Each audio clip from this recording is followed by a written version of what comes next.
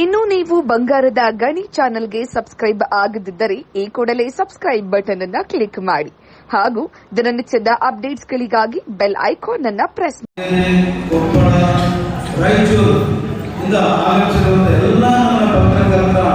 ಆತ್ಮೀಯ ಸ್ನೇಹಿತರೆ ಹಾಗೂ ಇವತ್ತು ತಮ್ಮ ಅಚ್ಚುಕಟ್ಟಾದ ನೃತ್ಯದ ಮೂಲಕ ಮನಸ್ಸೆಳೆದಂತಹ ಎಲ್ಲ ನನ್ನ ಮುದ್ದಿನ ವಿದ್ಯಾರ್ಥಿನಿಯರೇ ಹಾಗೂ ಅಣ್ಣ ತಮ್ಮಂದಿರೇ ಹಾಗೂ ಅಕ್ಕ ತಂಗಿಯರೇ, ಇವತ್ತು ಏನು ಪ್ರಾರ್ಥನಾ ಗೀತೆ ರೈತ ಗೀತೆ ಆಡಿದಂತ ನಮ್ಮ ಅನ್ವಯಣ್ಣ ಏನಿದ್ದಾರೆ, ನಿಜವಾಗೂ ನನ್ನ ಆತ್ಮೀಯದಲ್ಲಿ ಆತ್ಮೀಯ ಒಡನಾಡಿ ಇವತ್ತಿನ ನನ್ನ ಅವರ ಬಂಧುತ್ವ ಸ್ನೇಹಿತರು ಸುಮಾರು 20 ವರ್ಷಗಳಿಂದ ನನ್ನ ಅವರ ಒಡನಾಡಿ.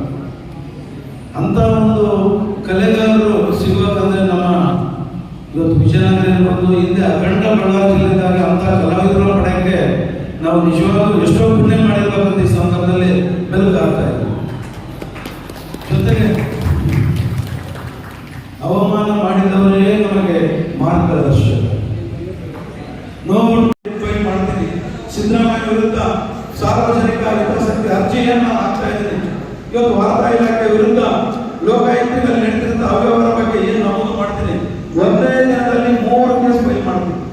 ಅವತ್ತು ಸಿದ್ದರಾಮಯ್ಯ ಯಾವ ರೀತಿ ಬಿರುದು ಕೊಡಬೇಕು, ನಮ್ಮ ಧ್ವನಿ ಮುಖಾಂತರ 31 ಜಿಲ್ಲೆಯಲ್ಲಿ ಅದು ಅನಾವರಣ ಆಗ್ತಕ್ಕಂಥ ಸಂದರ್ಭದಲ್ಲಿ ಹೇಳಕ್ಕಿಷ್ಟಪಡ್ತಾರೆ.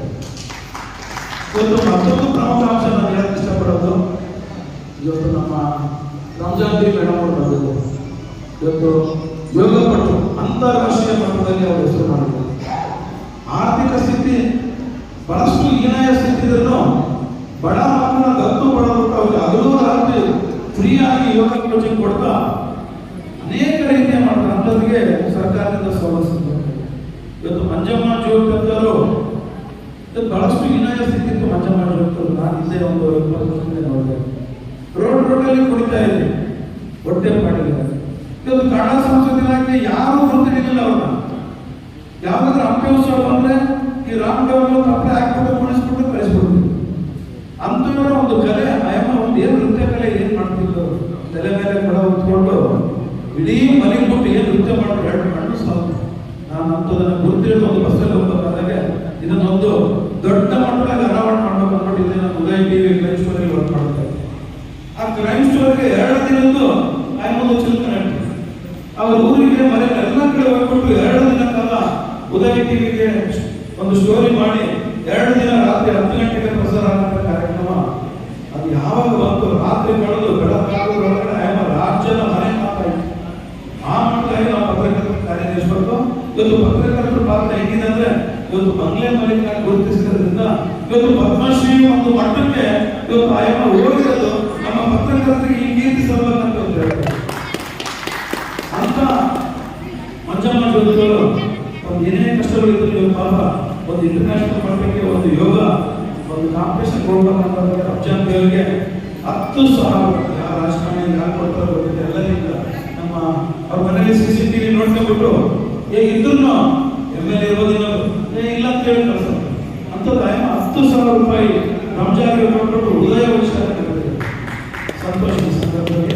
ಅದ್ರ ಜೊತೆಗೆ ಮಂಜಮ್ಮ ಜೋಗರಿಗೆ ನಾನು ಈ ವೇದಿಕೆ ಮೂಲಕ ಒಂದು ಮನವಿ ಮಾಡ್ತಾ ಇದ್ದೀನಿ. ಇವತ್ತು ಪದ್ಮಶ್ರೀ ಪ್ರಶಸ್ತಿ ಪಡೆದರು ಇವತ್ತು ತಮ್ಮ ಒಂದು ಸಮುದಾಯದವರು ಏನಿದ್ದಾರೆ, ಮಂಗಳಮುಖಿಯರ ಸಮುದಾಯ. ಬರೇ ನಾವು ವೇದಿಕೆ ಆದ ಮುಖಾಂತರ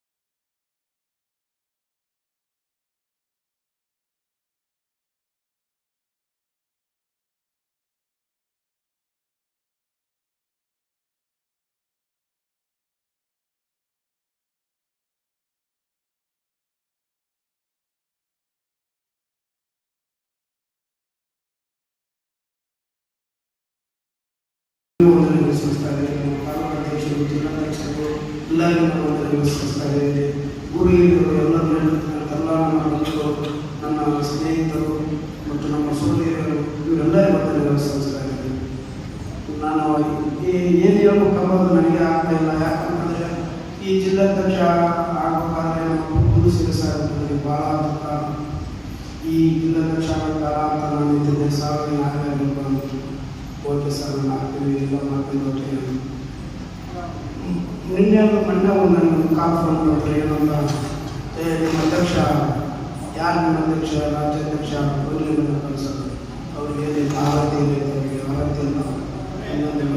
ಅವ್ರ ಫ್ರೆಂಡ್ ಅವ್ರ ದೋಸ್ತರು ಅವ್ರು ಯಾರಲ್ಲ ವಿಡಿಯೋ ಕಾಲ್ ಮಾಡ್ಕೊಂಡು ಅವ್ರ ತಲೆ ಬಾಂಡಿ ಓನ್ ತೆಗಿತು. ಅವ್ರ ತಲೆ ಹನ್ನೊಂದು ಆಗಿತ್ತು.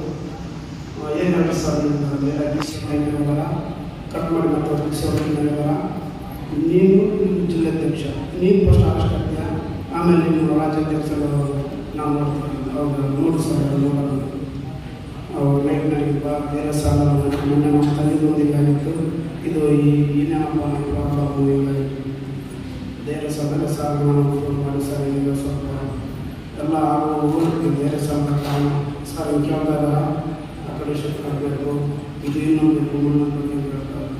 ನಿನ್ನೆ ಸಾರ್ ನೀವು ನಾನು ಆ ಕಡೆ ಶಿಫ್ಟ್ ಕಡೆ ಇತ್ತಲ್ಲ, ನಾನು ಡಿ ಸಿ ನಾನು ಹೇಳ್ತಿದ್ದೀನಿ, 20 ಡಿ ಸಿ ಹೇಳ್ತೀನಿ. ನಾನು ಅಂತ ನೈಟ್ ಕಾಲ್ ಮಾಡ್ತೀನಿ ರಿಟರ್ನ್, ಸರ್ ನೀವು ಏನಾದರೂ ಕಳಿಸ್ಬೇಕು ಡಿ ಸಿ ನಾನು ಕಳಿಸ್ಕೊಟ್ರಿ, ನಾನು ಅರೆಸ್ಟ್ ಕಳಿಸಿದ್ದೇನೆ, ಯಾವ ಅರೆಸ್ಟ್ ಮಾಡಬೇಕು ಅಂತಂದಾಗ ಅವ್ರು ಇಲ್ಲಪ್ಪ ನಾನು ವಕೀಲ್ ಮಾಡಿದೆ, ನಾನು ಸುಮ್ಮನೆ ಜೋರು ಮಾಡಿದೆ. ಅಲ್ಲ ಸರ್, ದೊಡ್ಡವರಲ್ಲಿ ಹೇಳಿ ಸಣ್ಣ ಬೆಳೆಸಿ ಹೋಗ್ಬೇಡ್ರಿ. ಅವರು ಮಕ್ಕಳ ಮನೆ ಬಿಟ್ಟು ಈ ನಮ್ಮ ಕಾರ್ಯಕರ್ತರಿಗೋಸ್ಕರ ತಮ್ಮ ಪ್ರಾಣವನ್ನು ತ್ಯಾಗಿದ್ದಾರೆ. ನೋಡಿರಿ ಸರ್, ಸ್ವಲ್ಪ ಪತ್ರಕರ್ತರಿಗೋಸ್ಕರ ಅಷ್ಟು ನಿದ್ದಿಲ್ದಲೇ ಊಟದಲ್ಲೇ ಅಷ್ಟು ದುಡಿತಾ ಇದ್ದಾರೆ. ಯಾರಿಗೋಸ್ಕರ ದುಡಿತಾರೆ ಅವರು? ನೀವು ಬೆಂಗಳೂರು ಬಿಟ್ಟು ಹೊರಗೆ ತಗೊಂಡ್ರಿ, ನಿಮ್ಮ ಫ್ರೆಂಡ್ ಅಂತೀರಿ, ಇವತ್ತು 31 ಜಿಲ್ಲೆಯಲ್ಲಿ ಎಲ್ಲ ಡಿ ಸಿ ಆಫೀಸ್ ಅಂತ ನೀನು ಯಾಕೆ ಎದುರಿಸೋಳ್ರಿ? ಹಾಗಾದ್ರೆ ಅವ್ರು ಫೋನ್ ಮಾಡಿ ಸರ್, ಅವ್ರಿಗೆ ಲೈಫಲ್ಲಿ ನಾನು ಮಾತಾಡ್ತು, ಏನು ಅರೆಸ್ಟ್ ಆಗ್ತಾರೆ, ನಾಲ್ಕು ಒಳಗೆ ಹೋಗ್ತೀವಿ, ಇರ್ತೀವಿ, ಬೇರೆ ಹೊರಗಬೇಕು ಅಂತ ಹೇಳಿದೆ ನಾನು. ಅವಾಗ ಅವ್ರು ಹೇಳಿದ್ರೆ, ಇಲ್ಲಪ್ಪ ಸಾರಿ, ಅವ್ರು ಮುಂದೆ ಹೇಳ್ಬೇಡ್ರಿ, ಬಂದು ನಮ್ಮ ಕಾಸು ನಮ್ಮ ಫ್ರೆಂಡ್ ಆಗಿ ಸರ್ ನಿಮ್ಮ ಫ್ರೆಂಡ್ ತಾನು ಎಲ್ಲದಾಗಿರ್ರಿ, ದಯಮಾಡಿ ಈ ಥರ ನಮಗೆ ಮಿಸ್ಗೈಡ್ ಮಾಡಬೇಡಿ. ನಾವು ಸಣ್ಣಕ್ಕೆ ಏನೋ ಮಾತಾಡ್ಬಿಡ್ತೀವಿ, ಆಮೇಲೆ ನಿಮ್ಗೆ ಥರ ದುಃಖ ಆಗತ್ತೆ, ಏನು ನೋಡಿ ಊರಿಗೆ ಮಾತಾಡ್ತಾರೆ. ದಯಮಾಡಿ ನಾವು ಕ್ಷಮಿಸಿ, ನೀವು ನಮ್ಮ ಗಂಧಸ್ಥಾನದಲ್ಲಿ ಏನೋ ಒಂದು ಇರ್ತಾರೆ, ನಮ್ಮ ಕ್ಷಮೆಯಲ್ಲಿ ನಾವು ಇನ್ನೊಂದು ವಿಚಾರ ಹೇಳ್ತೀವಿ. ನಮ್ಮ ಪತ್ರಕರ್ತನಿಗೆ ಏನು ಬಂದರೂ ನಮ್ಮ ಜಿಲ್ಲಾ ವತಿಯಿಂದ ಏನಾದರೂ ಯಾವಾಗಲೂ ಸುಭಾಷಿತವಾಗಿರ್ತೀವಿ ಅಂತ ನಾನು ಮಾತನಾಡ್ತೀನಿ. ಜೈ ಜೈ. ಕರ್ನಾಟಕ ದಲಿತ ಸಂಘರ್ಷ ಸಮಿತಿಯ ರಾಜ್ಯ ಸಂಚಾಲಕರಾದಂತಹ ಮಹಾದಾಸ್ ಅವರೇ, ಅದೇ ರೀತಿಯಾಗಿ ನನ್ನ ಆತ್ಮೀಯರು, ಇಂದಿನ ಕಾರ್ಯಕ್ರಮದಲ್ಲಿ ಜಿಲ್ಲಾಧ್ಯಕ್ಷರಾಗಿ ಪದಗ್ರಹಣ ವಹಿಸಲಿರುವ ಕಲ್ಲಪ್ಪರವರೇ, ಅದೇ ರೀತಿಯಾಗಿ ಕೊಪ್ಪಳ ಜಿಲ್ಲಾಧ್ಯಕ್ಷರಾದಂತಹ ಶಿವಕುಮಾರ್ ಅವರೇ, ಕೊಪ್ಪಳ ಪ್ರಧಾನ ಕಾರ್ಯದರ್ಶಿಯಾದಂತಹ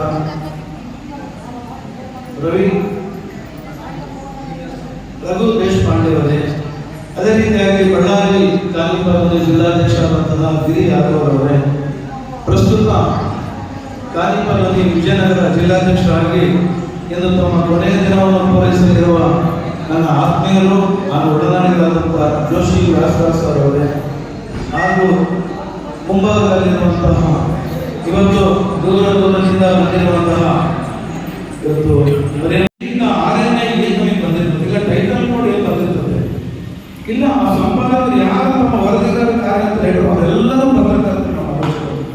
ಇವತ್ತು ಅದನ್ನ ಒಂದು ಅಂಧಾಕಾರದಲ್ಲಿ ಇಟ್ಟು ಕೆಲವು ಪತ್ರಕರ್ತರು ನಾನೇ ಪತ್ರಕರ್ತ ಅಂತ ಹೇಳ್ತಾರೆ. ನಾನು ಆ ಪತ್ರಕರ್ತರಿಗೆ ಈ ವೇದಿಕೆ ಮೂಲಕ ಚಾಲೆಂಜ್ ಮಾಡಿದ್ವಿ. ನೀವು ಯಾರ್ಯಾರೋ ನಮ್ಮ ಪತ್ರಕರ್ತರಿಗೆ ಒಂದು 4-5 ದಿನ ಪ್ರಯತ್ನಿಸಿದ್ದಾರೆ. ಏನಿತ್ತಲ್ಲಿ ಅಗ್ರೇಷನ್ ಕಾರ್ಡ್ ಐತೆ, ಅದೇ ಒಬ್ಬ ರಾಜ್ಯಾಧ್ಯಕ್ಷ ಬಂದು ಹೊಸಪೇಟೆ ಕೊಡ್ತೀನಿ, ಯಾವ ಅಧಿಕಾರಿಗೆ ದಮ್ಮಿದೆ, ಯಾವ ಪತ್ರಕರ್ತರಿಗೆ ದಮ್ಮಿದೆ, ಬರೀ ಪತ್ರಕರ್ತರ ಅಂತ ಹೇಳಿ ನಾನು ತೋರಿಸ್ತೀನಿ, ನಿಮಗೆ ಏನು ದಾಖಲೆ ನಾನು ಕೊಡ್ತೀನಿ. ನೋಡಿ ಎದುರಿಸಂತ ಕೆಲಸ ಬೇಡ. ಇವತ್ತು ಒಬ್ಬನಾಗಿ ಹೇಳ್ತಾ ಇದ್ದೀನಿ ನಾನು ಈ ವೇದಿಕೆ ಮುಖಾಂತರ. ಇವತ್ತು ಕೇಳಂತ ಅಧಿಕಾರಿಗಳು ಒಬ್ಬ ಜಿಲ್ಲಾಧಿಕಾರಿ ಇದ್ದಾರೆ, ಜಿಲ್ಲಾಧಿಕಾರಿ ಇವತ್ತು ಡಿಕ್ಲರೇಷನ್ ಕೊಡ್ತಾರೆ. ಇವತ್ತು ನಮಗೆ ಡೆಲ್ಲಿಯಿಂದ RNA ಅವರು ನಮಗೆ ಏನು ಪರವಾನಗಿ ಕೊಡ್ತಾರೆ, ಅವ್ರು ಕೇಳ್ತಾರೆ, ನೀವ್ಯಾರೇ ಅವನ್ನ ಕೇಳಕ್ಕೆ? ಅಷ್ಟು ನಕಲಿ ಇದ್ರೆ ನಾವು ನಕಲಿ ಅಂತಿದ್ರೆ ಅವರು ಕ್ರಮ ತಗೊಳ್ತಾರೆ. ಆ ತಾಕತ್ತು ಅವ್ರಿಗಿರಲಿ. ಇವತ್ತು ಬಂಗ್ಲೆ ಮಲ್ಲಿಕ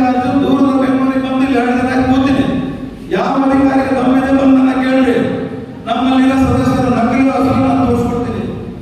ಎಲ್ಲೋ ಕುತ್ಕೊಂಡ್ಬಿಟ್ಟು ನಮ್ಮ ಧ್ವನಿ ಅಳಿಸಕ್ಕೆ ಇಲ್ಲಿ ಒಂದೇ ಅಂತ ಹೇಳ್ತಾ ಇಲ್ಲ, ಎಲ್ಲೆಲ್ಲಿ ನಮ್ಮ ಕಾರ್ಯಕ್ರಮ ಧ್ವನಿ ಕಾರ್ಯಕ್ರಮ ಮಾಡ್ತಾರೆ ಎಲ್ಲ ಕಡೆ ಅದನ್ನ ಕೆಡಿಸುವಂತ ಸ್ಥಿತಿ ಆ ಕಾರ್ಯಕ್ರಮ ಆಗಬಾರ್ದು. ಇಲ್ಲ ಪತ್ರಕರ್ತರು ಧೈರ್ಯ ಅಳವಡಿಸಬಾರ್ದು. ಈ ನಿಟ್ಟಿನಲ್ಲಿ ಹೋಗೋದು ಎಲ್ಲಿ ತಮ್ಮ ಕೆಲಸ ಆಗಕ್ಕೆ ಸಾಧ್ಯ ಇಲ್ಲ. ಇವತ್ತು ದೂರದಲ್ಲಿ ಬೆಂಗಳೂರಲ್ಲಿ ಕುಂತೇನೆ, ಇನ್ನೊಂದು ಸಂಘಟನೆ ಒಬ್ಬ ರಾಜ್ಯಾಧ್ಯಕ್ಷೆಯನ್ನು ಒಂದು ಅಣತಿ ಮಾಡೋವೆಲ್ಲ ನಡೆಯಲಿಲ್ಲ ಸ್ವಾಮಿ. ಬರೀ ನಾನು ಒಬ್ಬನೇ ಸಿಂಗಲ್ ಮ್ಯಾನ್ ಆಗಿ ನಾನು ಬರ್ತೀನಿ, ಕಮ್ಮ ಆಯ್ತಾ ಎಲ್ಲಿ ಕರಿತೀರಿ ಹೇಳಿ ಬರ್ತೀನಿ. ಇಲ್ಲ ನಿಮಗೆ ಯಾವ್ದಾರ ಒಂದು ಚಾನಲ್ ಇಂದ ಕರೀರಿ, ನಿಮಗೆ ಬೇಕಾದ ಚಾನಲ್ ಅಲ್ಲಿ ಡಿಬೇಟ್ ಮಾಡಕ್ಕೆ ನಾನು ಸಿದ್ಧನಿದ್ದೀನಿ. ಇವಾಗ ಸ್ವಾತಂತ್ರ್ಯ ಬಂದಾಗಿಂದ ಪತ್ರಕರ್ತರ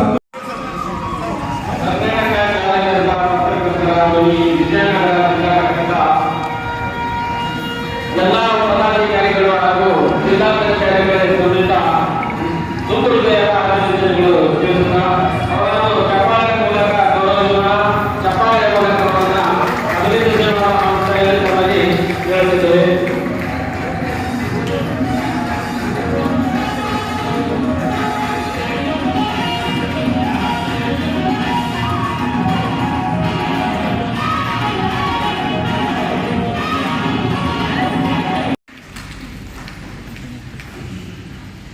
ರಂಜು ಪೇಂಟಿಂಗ್ ಅವರು ವೇದಿಕೆ ಮೇಲೆ ಆಸೀನರಾಗಿರ್ತಕ್ಕಂಥ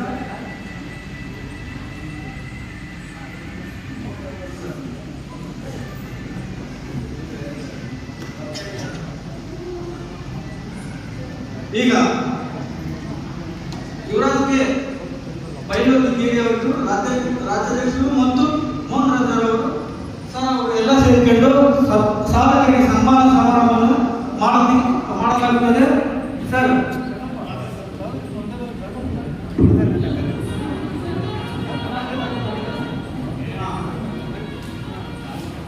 ಸೃಷ್ಟಿ ಕೆ ಡಾಕ್ಟರ್ ನಾಗರಾಜ್ ಅವರು ವೇದಿಕೆ ಮೇಲೆ ಆಗಮಿಸಬೇಕಾಗಿರುವಂತೆ, ಸೃಷ್ಟಿ ಕೆ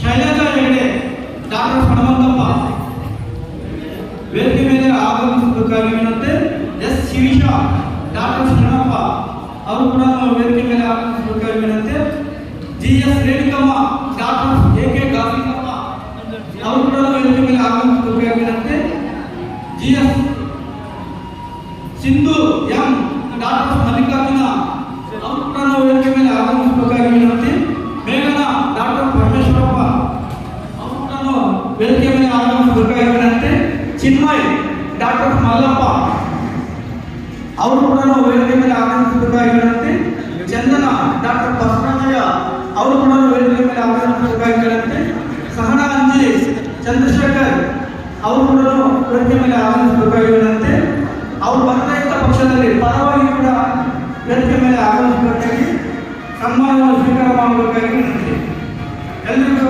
ಸನ್ಮಾನ ಸಮಾರಂಭದ ಕಾರ್ಯಕ್ರಮ ಇತ್ತು. ಮತ್ತು ಈ ಸನ್ಮಾನ ಸಮಾರಂಭದ ಕಾರ್ಯಕ್ರಮಕ್ಕೆ ರಾಜ್ಯಾಧ್ಯಕ್ಷರಾಗಿರ್ತಕ್ಕಂಥ ಮಂಗಳೂರು ಮಲ್ಲಿಕಾರ್ಜುನ ಸರ್ ಅವರು ಮತ್ತು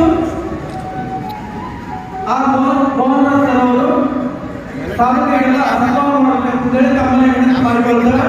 ಮತ್ತು ಇದರ ಜೊತೆಯಾಗಿ ಮಂಜುಳಾ ಮೇಡಮ್ ಅವರು ಕೂಡ ಈ ಸಾಧಕರಿಗೆ ಸನ್ಮಾನ ಮಾಡಬೇಕಂತ ಹೇಳಿ ತಮ್ಮಲ್ಲಿ ವಿನಂತಿ ಮಾಡಿಕೊಳ್ತೇವೆ. ಮಂಜುಳಾ ಮೇಡಮ್ ದಯಮಾಡಿ ಆಗಮಿಸಬೇಕು. ವೇದಿಕೆ ಮೇಲೆ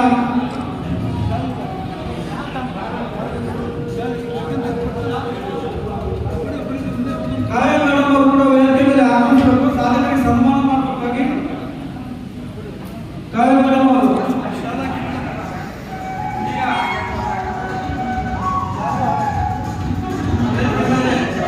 ಸಾಧಕರ ಪಟ್ಟಿಯಲ್ಲಿ ಸೇರಿರ್ತಕ್ಕಂಥ ಎಲ್ಲ ಮಕ್ಕಳಿಗೂ ಮತ್ತು ಸಾಧಕರಿಗೂ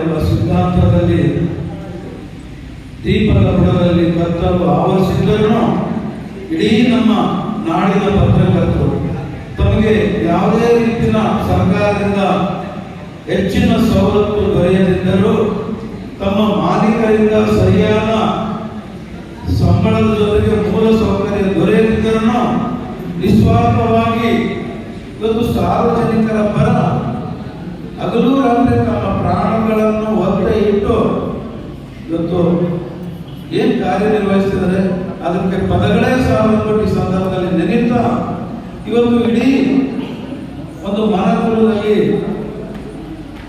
ಒಂದು ಕಾದಿನ ಏನಾದರೂ ಪ್ರಶ್ನೆ ಮಾಡೋಂಥ ಒಂದು ತಾಕತ್ತಿದ್ರೆ ಅದು ನಮ್ಮ ಮಾಧ್ಯಮದವರಿಗಂತ ಎದೆ ತಟ್ಕೊಂಡು ಹೇಳಕ್ ಇಷ್ಟಪಡ್ತೀನಿ. ಇಂಥ ಒಂದು ಸ್ಥಾನದಲ್ಲಿ ಇವತ್ತೇ ನಾವು ಮಾಧ್ಯಮದವರು ಇದ್ದೀವಿ. ಇವತ್ತು ಓಣಿಗೊಂದು ಹಂದಿಯಂತೆ ನಿಂದಕರಿದ್ದಾಗ ಮಾತ್ರ ನಾವು ಮುಂದುವರಿಯಲು ಬೆಳೆಯಲು ಸಾಧ್ಯ ಅಂತ ಈ ಸಂದರ್ಭದಲ್ಲಿ ಹೇಳ್ತಾ ಇವತ್ತೇನು ಈ ಕಾರ್ಯಕ್ರಮ ಇವತ್ತು ನಗನಂತ ನಾವೆಲ್ಲ ಕೂತಿದ್ದೀವಿ. ಇದರ ಹಿಂದೆ ಯಾವ ರೀತಿಯ ಕಷ್ಟ ಕಾರ್ಪಣ್ಯಗಳಿಂದ ಸಂಘಟನೆಗಳಿಗೆ ಮಾತ್ರ ಗೊತ್ತಿದೆ. ಇವತ್ತು ಕಲ್ಲಪ್ಪವರು ಏನು ಕೂತಿದ್ದಾರೆ ಆರಾಮಾಗಿ, ಪಾಪ ಅವ್ರ ತಂದೆ ಒಂದು ವಾರದಿಂದ ಕಳ್ಕೊಂಡಿದ್ದಾರೆ. ಕಾರ್ಯಕ್ರಮ ಮಾಡಲಾದ ಸ್ಥಿತಿಯಲ್ಲೂ ಇವತ್ತು ಪತ್ರಕರ್ತರು ಏನು ನಾವು ಇದು ಮಾಡಿದ್ರೆ ಮಾಡಲೇಬೇಕಂತ ಆ ನೋವನ್ನೆಲ್ಲ ಮರೆತು ಇವತ್ತು ಬಂದವರಿಗೆಲ್ಲ ಆತಿಥ್ಯ ನೀಡೋದ್ರ ಜೊತೆಗೆ ತನ್ನ ನೋವನ್ನು ಮರ್ತುಕೊಟ್ಟು ಇವತ್ತು ಕಳ್ಳಪ್ಪವ್ರು ಇರ್ಬೋದು, ಕಲ್ಲಪ್ಪನ ಜೊತೆಗೆ ಮಲ್ಲಪ್ಪವ್ರು ಇರ್ಬೋದು, ನಮ್ಮ ಜಿಲ್ಲೋಪಾಧ್ಯಕ್ಷರು, ಅದ್ರ ಜೊತೆಗೆ ನಮ್ಮ ಸುಡುಗಾಡಪ್ಪ ಜೊತೆಗೆ ಇವತ್ತು ಕಾವ್ಯ, ನಮ್ಮ ಪ್ರಭಾಕರ್ಜಿ, ಜೋಶಿಜಿ, ನಮ್ಮ ಬಹಳಷ್ಟು ಸ್ನೇಹಿತರುಗಳು ಹಗಲು ರಾತ್ರಿ ನಿನ್ನೆ ರಾತ್ರಿ 12 ಗಂಟೆವರೆಗೂ ಕಾರ್ಯನಿರ್ವಹಿಸಿದರು. ಆ ಸಂಘಟನೆ ಆ ಮಟ್ಟದಾಗಿ ನೋವು ನೆಲೆಗೊಳ್ಳಿರುವಂತ ಈ ಸಂದರ್ಭದಲ್ಲಿ ತಾವೆಲ್ಲರ ಗಮನಕ್ಕೆ ಕರೆತ ಇವತ್ತೇನು ಈ ಗಟ್ಟಿ ಮುಖ ಅಂತ ಜೊತೆಯ ಕಾರ್ಯಕ್ರಮ ಆಗಿದೆ. ಈ ಕಾರ್ಯಕ್ರಮನ ಯಾವ್ದಾದ್ರು ಮಾಡಿ ಕೇಳಿಸ್ಬಿಟ್ಟು ಯಾವುದೇ ಒಂದು ಕಾರ್ಯಕ್ರಮ ಮಾಡುವಂತ ಹಲವಾರು ರೀತಿಯ ಷಡ್ಯಂತ್ರ ನಡೆದರು. ಇವತ್ತು ನಮ್ಮ ಮಾಧ್ಯಮದವರಿಗೆ ಪತ್ರಿಕೋದ್ಯಮದವರಿಂದಲೇ ಶೋಷಣೆ ಬೇರೆಯಿಂದ ಮಾಡಕ್ ಸಾಧ್ಯ ಇಲ್ಲ. ಯಾಕಂದ್ರೆ ಪತ್ರಕರ್ತರ ಬಗ್ಗೆ ಮಾತಾಡಬೇಕಂದ್ರೆ ಒಂದು ಗಂಡನ ಗುಂಡಿಗೆ ಬೇಕು. ಯಾವ ಸಾರ್ವಜನಿಕರಿಗೆ ಪತ್ರಕರ್ತರ ಬಗ್ಗೆ ಮಾತಾಡೋದಾಗಲಿ ಕಲಿಸೋದಾಗಲಿ ಆಗಲ್ಲ. ಇವತ್ತು ನಮ್ಮ ಪತ್ರಕರ್ತರನ್ನೇ ಏನಾಗಿದೆ ಅಂದ್ರೆ ನಾವು ದೊಡ್ಡವರು ಸಣ್ಣವರು ಇವತ್ತು ಟಿವಿದವರು ನಾವು ಶ್ರೇಷ್ಠ ಅಂತಾರೆ. ದಿನಪತ್ರಿಕೆ ವಿಜಯವಾಣಿ, ಉದಯವಾಣಿ ಜೊತೆಗೆ ಇವತ್ತು ನಾವೇ ಶ್ರೇಷ್ಠ ಅಂತಾರೆ. ನಾವು ಹೋಗಿದ್ರೆ ಬಳಕದೇ ಇರುತ್ತೆ. ಆ ಕಾಲ ಹೊರಟೆ ಸ್ವಾಮಿ ಅಂತ ನಾನು ಹೇಳ್ತಾರೆ. ಹಿಂದೆ ಇತ್ತೇನೋ ಹೋಗ್ತಾರೆ. ಇವತ್ತು ಸೋಷಿಯಲ್ ಮೀಡಿಯಾ ಬಂದಾಗಿಂದ ಇವತ್ತು ಜಿಲ್ಲಾ ಮಟ್ಟದಲ್ಲಿ ಏನು ಕಾರ್ಯನಿರ್ವಹಿಸ್ತಾ ಇದೆ, ಇವತ್ತು ತಾಲೂಕು ಮಟ್ಟದಲ್ಲಿ ಇರ್ಬೋದು, ಎಲ್ಲ ಇರ್ಬೋದು, ಅವ್ರು ಏನು ತಮ್ಮ ಪ್ರಾಣ ಒತ್ತಿ ಕೊಟ್ಟು ಇವತ್ತು ವರದಿ ಸಲ್ಲಿಸ್ತಾ ಇದ್ದಾರೆ. ಅವರ ನಿಟ್ಟಿನಲ್ಲಿ ಇವತ್ತು ಮಾಧ್ಯಮ ನಡೀತಕ್ಕಂಥ ಈ ಸಂದರ್ಭದಲ್ಲಿ ಜ್ಞಾಪಕ ಮಾಡ್ಕೊಳ್ತಾ ಇವತ್ತು ನನ್ನಂತ ಪತ್ರಕರ್ತರು ಏನು ರಾಜ್ಯದಲ್ಲಿ 16,000 ಪತ್ರಕರ್ತರಿದ್ದಾರೆ. ಜೊತೆಗೆ ಇವತ್ತೇನು ನಾವೇ ಪತ್ರಕರ್ತರು ನಮ್ಮ ಬೆನ್ನಿನಿಂದ ಇವತ್ತು ಬೀಗ್ತಾ ಇದ್ದಾರೆ. ಆ ಪತ್ರಕರ್ತರು ನಿಜವಾಗೂ ಅಂದಾಗಾರರಿದ್ದಾರೆ. ಇವತ್ತು ಹೊಸಪೇಟೆಯಿಂದ ಇಡೀ ವಿಜಯನಗರ ಜಿಲ್ಲೆಯಾದಂತ ಇರತ್ತೆಲ್ಲ ಪತ್ರಕರ್ತರು ನಾನು ಮನವಿ ಮಾಡ್ತಾರೆ. ನಿಮ್ಮ ಸ್ಥಿತಿನೇ ರೋಡಲ್ಲಿ ಬಿದ್ದಿದೆ, ರಸ್ತೆ. ನಿಮ್ಮ ಹೆಂಡತಿ ಮಕ್ಕಳ ಪರಿಸ್ಥಿತಿ ಹೀನಾಯ ಸ್ಥಿತಿ ಇದೆ. ನೀವು ಬದುಕಿನವರೆಗೆ ಮಾತ್ರ ನಿಮ್ಮನ್ನ ಮುಂದಿನ ಸಾಲಲ್ಲಿ ಕೂಡಿಸಿ ನಿಮಗೆ ಏನಾದ್ರು ಗಿಫ್ಟ್ ಕೊಡಬಹುದು, ಬರೀ ಅಂತ ಹೇಳ್ಬೋದು, ಒಂದು ಆಟೋ ನೀವು ಹೋದ್ರೆ ನಿಮ್ಗೆ ಯಾವುದೇ ರೀತಿಯಿಂದ ಸೌಲಭ್ಯ ಇಲ್ಲ. ನಾಳೆ ಸತ್ತಂತ ಎಷ್ಟೋ ನಾನು ಉದಾಹರಣೆ ನೋಡಿದ್ದೀನಿ. ಮುನ್ಸಿಪಾಲಿಟಿ ಬಂಡಿಗಳು ಹಾಕಿಕೊಂಡು ಹೋಗ್ತಾರೆ ನಮ್ಮ ಪತ್ರಕರ್ತರು. ಇವತ್ತು 4ನೇ ಅಂಗ ಅಂತೀವಿ, ಸುಮ್ಮನೆ ಕಾಟಾಚಾರಕ್ಕೆ 4ನೇ ಅಂಗ. ಯಾವುದೇ ಅಲ್ಲಿಂದ ಆವಂತ ಏನು ಹೇಳ್ತೀವಲ್ಲ ಆ ರೀತಿ ನಮ್ಮ ಮಾತಾಡೋ ಸ್ಥಿತಿ ಇವತ್ತು ರಾಜ್ಯದಲ್ಲಿ. ಇವತ್ತು ಸಿದ್ದರಾಮಯ್ಯ ಸರ್ಕಾರ 5 ಗ್ಯಾರಂಟಿಗಳನ್ನು ತಂದು 6.5 ಕೋಟಿ ಜನಕ್ಕೆ ಒಂದು ಓಟಿನ ಬ್ಯಾಂಕ್ ರಾಜಕಾರಣ ಮಾಡಕ್ಕೆ ಮಾಡಿದ್ದಾರೆ. ಸಂತೋಷ. ಅವರು ಏನ್ ಮಾಡಿದ್ದಾರೆ ಅದ್ರ ಬಗ್ಗೆ ನಾವು ವ್ಯಕ್ತ ಮಾಡ್ತೀವಿ. ಇವತ್ತು ಮಹಿಳೆಯರಿಗೆ ಮಂಗಳವಾರ ರಾಜ್ಯಾದ್ಯಂತ ಓಡಾಡೋಕೆ ಅವ್ರ ಮನೆಗಿರ್ಬೋದು, ಗುಡಿ ಗುಡ್ಡಾಕಿರ್ಬೋದು, ಮತ್ತೊಂದು ಕಡೆ ಕೆಲಸ ಮಾಡೋಕೆ ಕೊಟ್ಟಿರೋದು ಅವರೆಲ್ಲ ನಮ್ಮ ತಾಯಿಯಂದಿರು, ಅಕ್ಕ ತಂಗಿಯರು. ಆ ಬಗ್ಗೆ ನಮ್ಗೆ ಖುಷಿ ಇದೆ. ಇವತ್ತು ನಮ್ಮ ಪತ್ರಕರ್ತರು ಅನೇಕ ವರ್ಷಗಳಿಂದ ಒಂದು ಬಸ್ ಪಾಸ್ ಕೊಡಿ ಸ್ವಾಮಿ ಜಿಲ್ಲಾ ಮಟ್ಟದಲ್ಲಿ ಓಡಾಡೋಕ್ಕೆ, ಅದು ನಮ್ಮ ಇದಕ್ಕಲ್ಲ. ಇದು ಸಾರ್ವಜನಿಕ ಸರ್ಕಾರದ ಮುಂದೆ ಕೊಂಡಿಯಾಗಿ ಏನು ನಾವು ಕಾರ್ಯನಿರ್ವಹಿಸ್ತಾ ಇದ್ವಿ, ಆ ಇದಕ್ಕೆ ಒಂದು ಬಸ್ ಪಾಸ್ ಕೊಡಿ ಸ್ವಾಮಿ.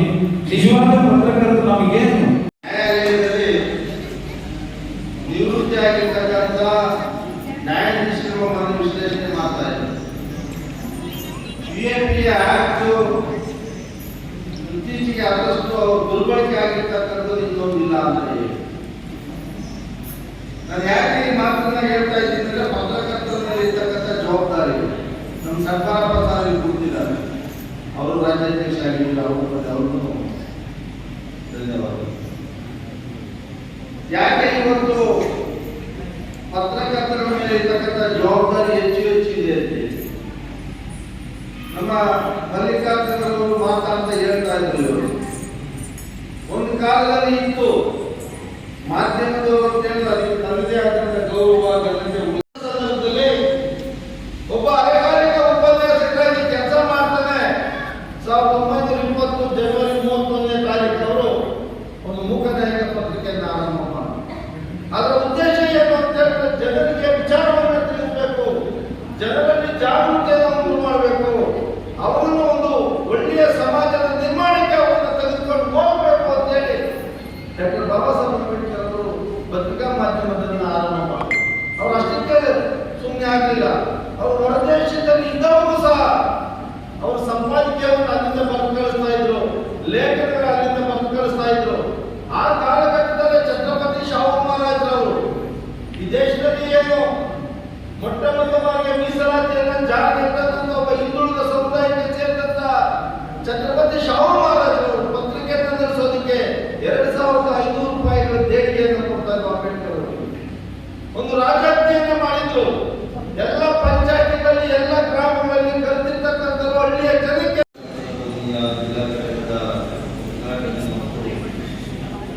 ಜಿಲ್ಲಾ ಪದಾಧಿಕಾರಿಗಳ ಪದಗ್ರಹಣ ಸಮಾರಂಭ ಹಾಗೂ ಶಾಲಾ ವಿದ್ಯಾರ್ಥಿಗಳಿಗೆ ಪ್ರತಿಭಾ ಪುರಸ್ಕಾರ ಸನ್ಮಾನ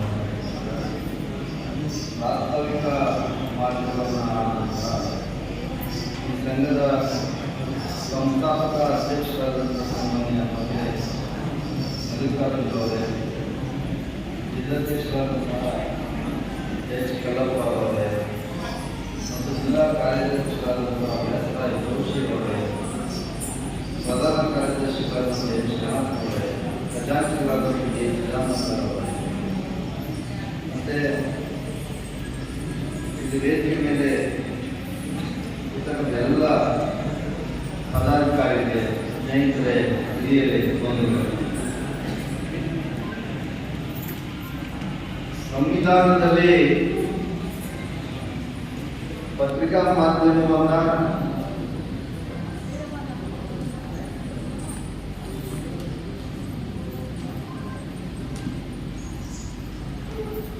ಸಾಮಾನ್ಯವಾಗಿ ನಾವು 4ನೇ ಅಂಗ ಅಂತ ಹೇಳ್ತೀವಿ.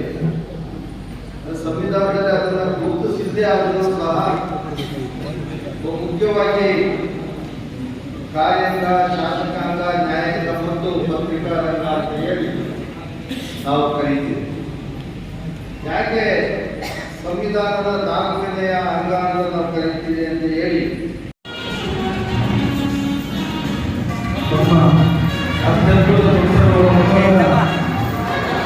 ಪ್ರತಿಯೊಬ್ಬ ಪ್ರೇಕ್ಷಕರ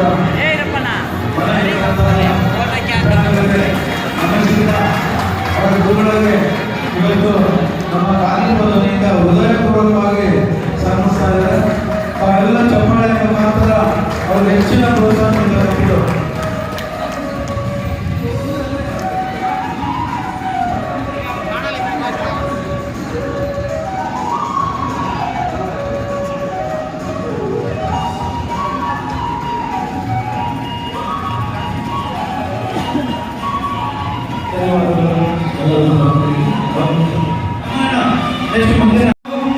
ಸನ್ಮಾನ ಸಮಾರಂಭವನ್ನು ನಮ್ಮ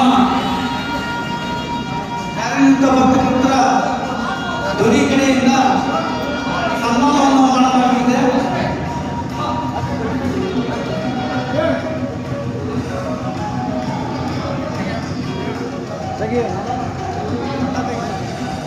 ಸನ್ಮಾನವನ್ನು ಮಾಡುತ್ತಿರುವ ಮತ್ತು ಸ್ವೀಕರಿಸುತ್ತಿರುವ ಎಲ್ಲ